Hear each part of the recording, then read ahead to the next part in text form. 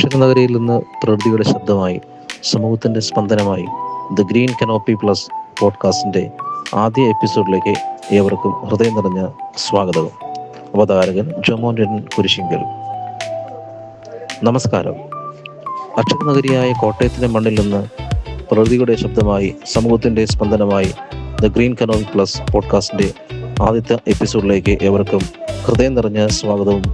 പ്രകൃതിയും പരിസ്ഥിതിയും ഗ്രാമീണ ജീവിതവും യാത്രകളും സാഹിത്യവും സമൂഹത്തിൻ്റെ നന്മയ്ക്കായുള്ള സംരംഭങ്ങളും ഒരുമിച്ച് പങ്കുവയ്ക്കുന്ന ഒരു ഹരിതവേദിയാണ് ഈ പോഡ്കാസ്റ്റ്.